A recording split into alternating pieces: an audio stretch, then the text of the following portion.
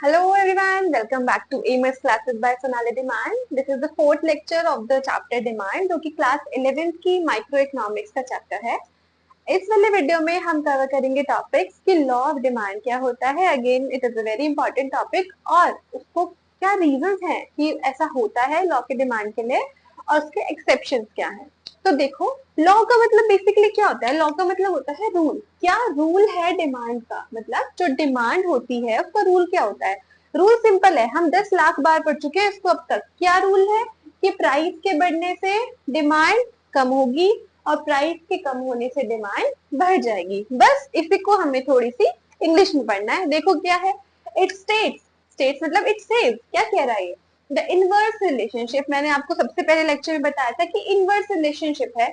Inverse का मतलब कि एक चीज अगर बढ़ रही है तो दूसरी कम हो रही है, और अगर दूसरी चीज कम हो रही है तो एक चीज बढ़ रही है। यही तो है, देखो दोनों साइन अपोजिट है, इसको हम बोलते हैं inverse, opposite relation, inverse relationship, that is opposite relationship. देखो क्या है ये, देखो inverse relationship between price price and quantity demanded. उसकी जो डिमांड है उसके बीच में एक इनवर्स रिलेशनशिप है, keeping the other factors constant. तो अदर फैक्टर्स कौन से थे, हमने 5 अदर फैक्टर्स पढ़े हैं, जिसमें आता है प्राइस ऑफ रिलेटेड गुड।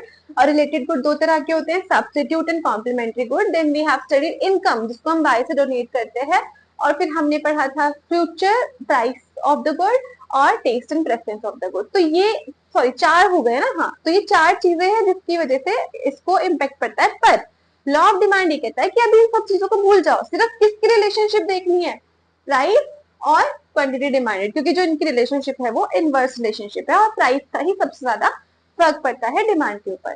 तो चलो अब देखते हैं कि इसके रीजन क्या है, कि ऐसा होता क्यों है, ये रूल हमने बनाया क्यों है कि जो प्राइस घटेगा तो ही डिमांड बढ़ेगी या प्राइस बढ़ेगा तो ही डिमांड घटेगी। इसको हम देखते हैं। देखो बाबू, ये जो टॉपिक है ना, ये थोड़ा सा अंडरस्टैंडिंग वाला टॉपिक है। आप मेरी बात को ना बहुत ध्यान से समझिएगा तो ये आपको ही समझ आएगा। साथ में मैं आपको एक चीज रिकमेंड करूंगी कि जो मेरे सारे नोट्स हैं वो मेरे टेलीग्राम चैनल के ऊपर अपलोडेड है। आप वहां जाइए, आपको नोट्स मिलेंगे और आप जो टॉपिक मुझसे पढ़ रहे हैं आप उसको वहां से भी साथ साथ रीड करते रहिए। तो सबसे पहली चीज तो ये होगी कि आपको बिल्कुल ऐसे सॉलिड आंसर्स मिल जाएंगे जो आप अपने एग्जाम में लिख के आ सकते हैं।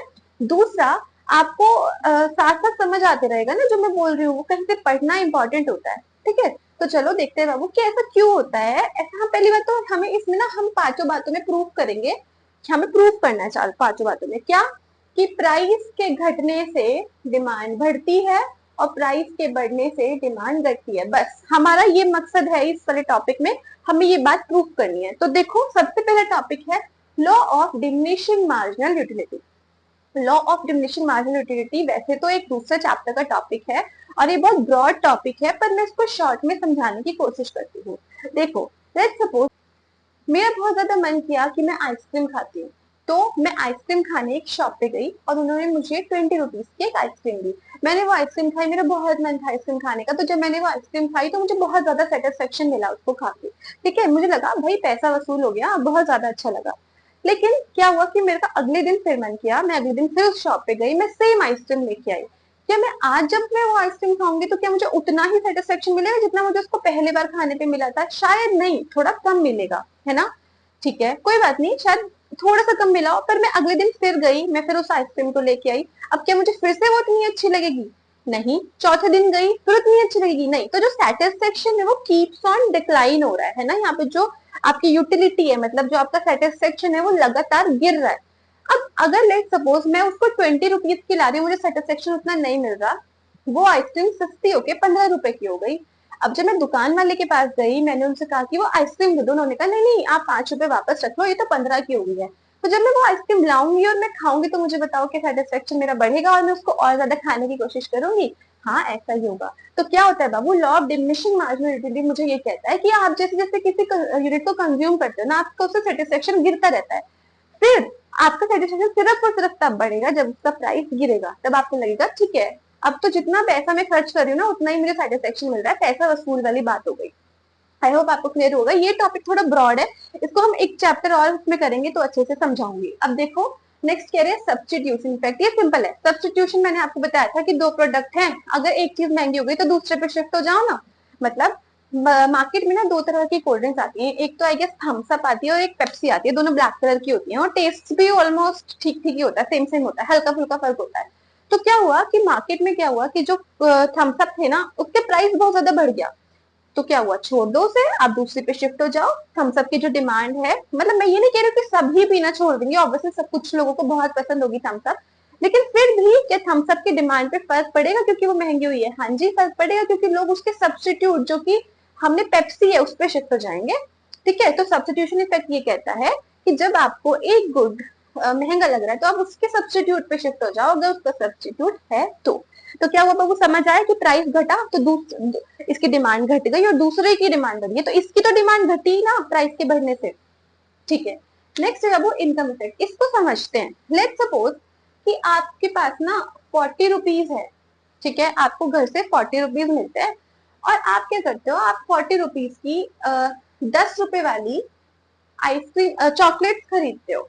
ठीक है, तो कितनी चॉकलेट खरीद पाओगे मुझे बताओ, आप 4 चॉकलेट यहाँ पे बाय कर पाओगे। ठीक है, अब लेट सपोज जो प्राइस था चॉकलेट का वो 10, अभी भी आपकी जो पैसे हैं जो आपकी, ये हम इनकम लिख देते हैं, इसको वाई लिखेंगे, ये अभी भी आपकी इनकम है। ठीक है, अब इनकम तो आपकी 40 रहने वाली है, लेकिन जो प्राइस था ना चॉकलेट का, वो चॉकलेट का जो प्राइस था वो घट के 10 से 8 रुपए हो गया। मतलब अब जो चॉकलेट आएगी वो कितने की आएगी, 8 रुपए की आएगी चॉकलेट। ठीक है, ओके, तो क्या आप अब भी 4 ही खरीदोगे? अब तो उसमें 5 आ सकती है। आई बात समझ में? तो देखो क्या प्रूफ किया हमने यहाँ पे कि क्योंकि 10 से प्राइस कितना हो गया 8, तो प्राइस जो है वो घट गया, तो डिमांड कितनी हो गई, 4 से 5 हो गई, तो डिमांड यहाँ पे बढ़ गई। अगेन हमने इसको प्रूफ कर दिया है। समझ में आया कि क्या कह रहा है इनकम इफेक्ट, कि जैसे जैसे आप किसी भी चीज का प्राइस कम करोगे तो आपकी जो रियल, इसको रियल इनकम कहते हैं। रियल इनकम का मतलब होता है कि जो आपकी इनकम वैसे नहीं बढ़ रही है, पर आपका जो परचेजिंग पावर थी वो बढ़ गई, क्योंकि आपका जो मार्केट में वो गुड था वो सस्ता हो गया। अब आगे देखो एडिशनल कंज्यूमर्स, देखो लेट सपोज कि मार्केट में ना एक आइसक्रीम 100 रुपीज की आती थी, तो उसको ना सब लोग खरीद नहीं पा रहे थे क्योंकि कुछ लोगों को वो आइसक्रीम महंगी लगती थी। ठीक है, क्या हुआ कि उस आइसक्रीम बनाने वालों ने उसको जो प्राइस था वो 70 रुपीज कर दिया। तो मुझे बताओ कि वो कस्टमर जो ये सोच रहे थे कि भाई ये तो बहुत महंगी आइसक्रीम है, क्या अब उसे खरीदने लगेंगे, क्या उनके बजट में आ जाएगी? हाँ, काफी सारे कस्टमर ऐसे होंगे जो उसके बजट में, जिनके बजट में वो आइसक्रीम आ जाएगी। तो देखो जो पहले से खरीद रहे थे वो तो खरीद ही रहे हैं, लेकिन इसमें एडिशनल कस्टमर भी बढ़ गए। तो देखो प्राइस जैसे ही बढ़ा तो कस्टमर बढ़े, और ज्यादा कस्टमर मतलब ज्यादा डिमांड, तो इवेंचुअली क्या हुआ, डिमांड भी यहाँ पे बढ़ गई। हमने फिर प्रूव कर दिया। नेक्स्ट है वो डिफरेंट यूजेस। डिफरेंट यूजेस का मतलब होता है, इसको हम एक एग्जाम्पल से समझते हैं। क्या हुआ कि जो दूध आता है ना वो नॉर्मली 60 रुपीज केजी आता है, तो हमने नॉर्मली घरों में जो दूध आता है वो सिर्फ ड्रिंकिंग पर्पज से आता है, चाय बना लो, कॉफी बना लो, दूध पी लो, है ना। अब क्या हुआ कि जो दूध का प्राइस था वो घट के 40 रुपए आ गया।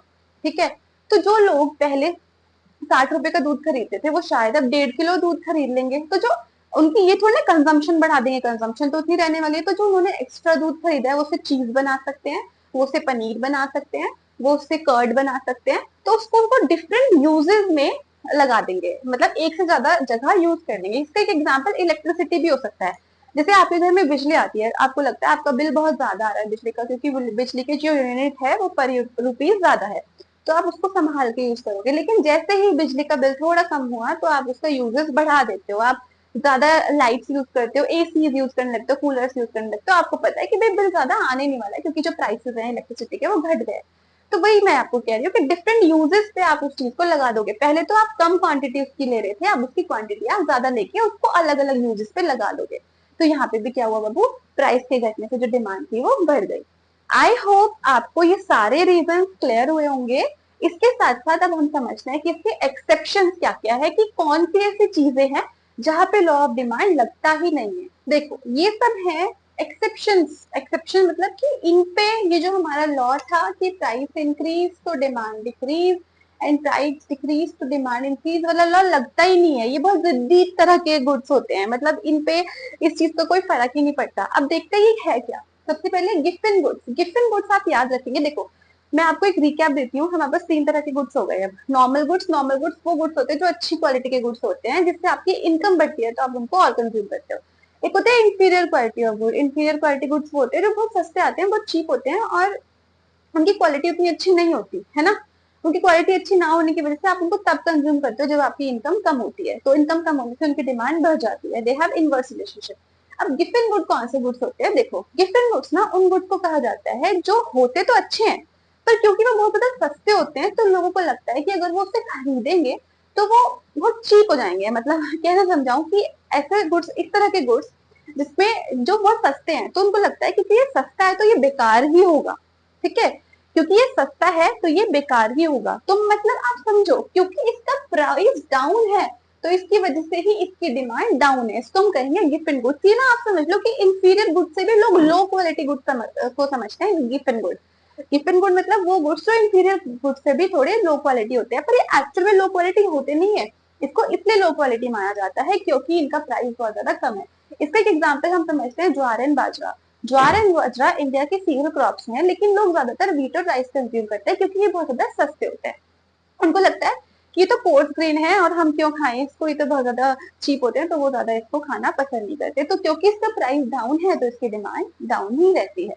नेक्स्ट देखो बाबू, स्टेटस सिंबल गुड। अब स्टेटस सिंबल गुड का क्या है कि कुछ लोगों को ना आदत होती है, जो बहुत ज्यादा रिच पीपल होते हैं ना, तो उनको शो ऑफ की आदत होती है। अब शो ऑफ सस्ती चीजों को थोड़ी ना किया जाएगा, शो ऑफ तो उन्हीं चीजों को किया जाएगा जो बहुत ज्यादा एक्सपेंसिव होंगी। जैसे कि आप लगा लो कि आईफोन यूजर्स वो दिखाते हैं कि भाई देखो इतना महंगा है, इस वजह से मैंने खरीदा है, क्योंकि उसकी प्राइस बढ़ा तो उसकी डिमांड भी बढ़ी, है ना। ऐसे लोगों की नजरों में प्राइस के बढ़ने से इसकी डिमांड भी बढ़ती है।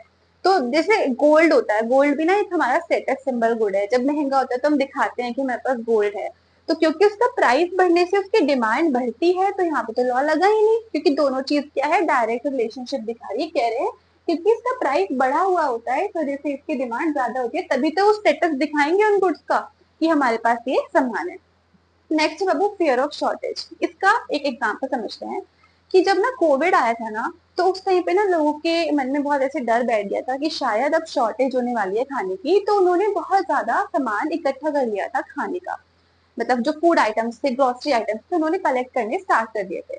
अब देखो, उसका प्राइस उस टाइम पे बढ़ गया, क्योंकि ना जब किसी चीज की एकदम से डिमांड बढ़ती है ना, तो मार्केट वाले उसका प्राइस बढ़ा देते हैं, क्योंकि उनको भी तो पैसा कमाना है। तो यहाँ पे क्या हुआ कि एकदम से उनको लगा कि कल को ना शायद ये सामान मिलने ही नहीं वाला है, तो उसका इंस्टेंट प्राइस बढ़ा देते हैं, और प्राइस के बढ़ने के बावजूद भी उसकी डिमांड हाई रहती है। इसका एक लाइव एग्जांपल देखते हैं।